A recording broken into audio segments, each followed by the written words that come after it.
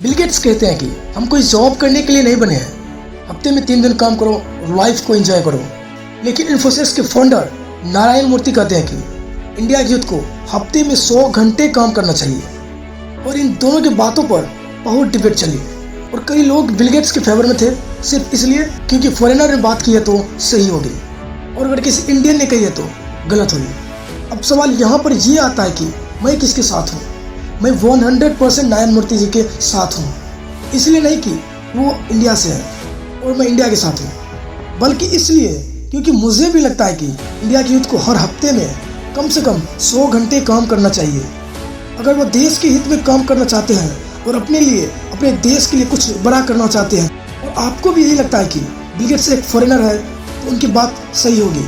So let me tell you, Elon Musk भी यही कहते हैं कि यूथ को 100 घंटे काम करना चाहिए हफ्ते में।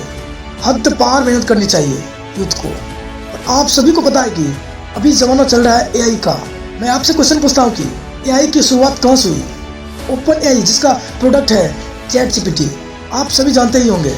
तो जिसने ओपन एआई बनाया सैम अल्टमैन, वो क्या कहते हैं इस बात पर, क्योंकि वो एक यूथ है और वो एक बिलियनियर भी है जो अपने आप में एक बहुत बड़ी बात है।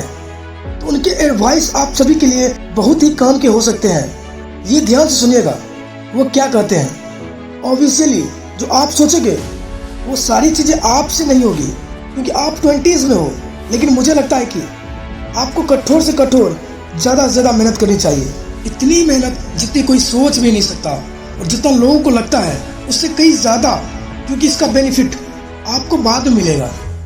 लाइफ बहुत ही अनफेयर है। कई बार किस्मत आपको चकमा देती है, लेकिन अपने करियर के शुरुआती टाइम में ज़्यादा मेहनत करना आपको लॉन्ग टर्म में कंपाउंडिंग इफेक्ट दिखेगा और इस लेवल का आपको रिजल्ट मिलेगा जो कि आपने भी अपने सपने में कभी नहीं सोचा होगा।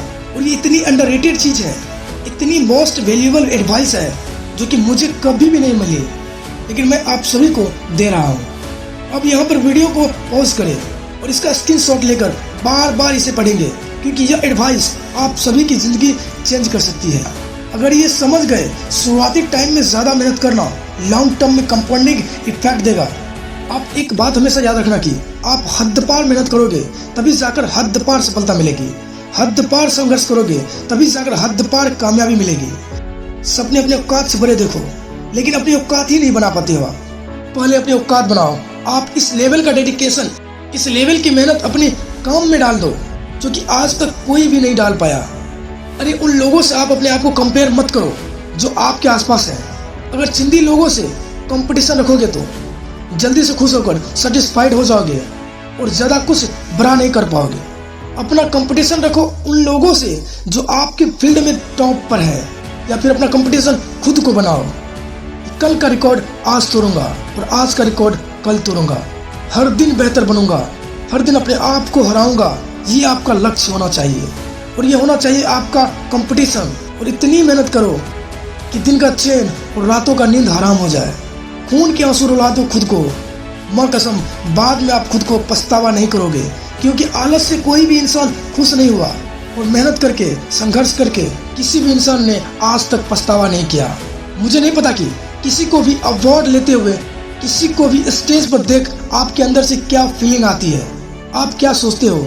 लेकिन मैं क्या सोचता हूँ जब किसी को स्टेज पर देखता हूँ तो अंदर से सिर्फ एक चीज़ कि यार उस इंसान ने कितनी मेहनत की है, कितने बुरे दिनों से गुजरा होगा, कितनी कंसिस्टेंसी की होगी, कितना सहा होगा, क्या क्या छोड़ा होगा इसके लिए। और अंदर से आती है एक इंस्पिरेशन कि यार एक दिन मेरा भी आएगा जब मैं भी वहाँ पर आऊँगा और वहाँ पर होने के लिए मैं इस लेवल का इफेक्ट डालूंगा, इस लेवल की मेहनत करूँगा जो मैंने आज तक नहीं की। और ये ब्रह्मांड देखेगा मेरा मेहनत और ये दुनिया देखेगी मेरी कामयाबी। और जब जब आपको मोटिवेशन चाहिए मैं देता हूँ आपको रियल लाइफ मोटिवेशन अपने ही घर में।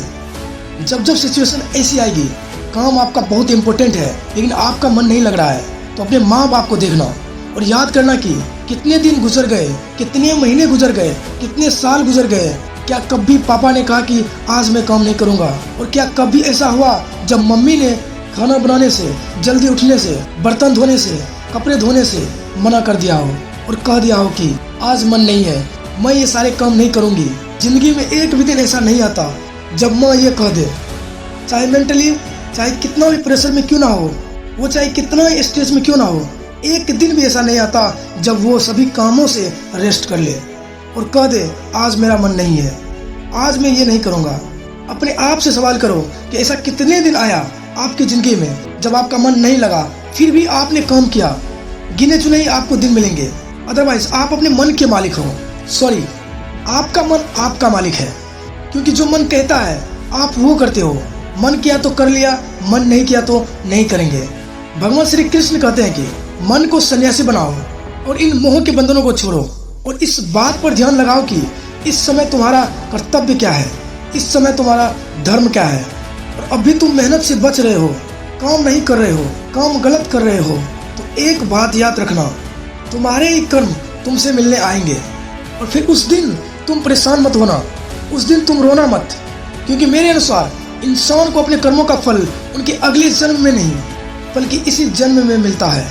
और मेरी बात क्यों मानो, आप खुद देखो अपनी जिंदगी में आपको अपने ही पुरानी कर्मों का फल मिल रहा है। अगर आपने सही कर्म किए होंगे, मेहनत किए होंगे तो उसका रिजल्ट मिला होगा, और आपने अगर गलत कर्म किए हैं तो उसका भी रिजल्ट आपको मिल रहा होगा। लेकिन जो बात बीत गया उसके बारे में सोचा नहीं करते। अब भी अपने खुद को इतना बुलंद करो कि हर तकदीर से पहले खुदा भी तुमसे पूछे कि बता बंदे तेरी रजा क्या है।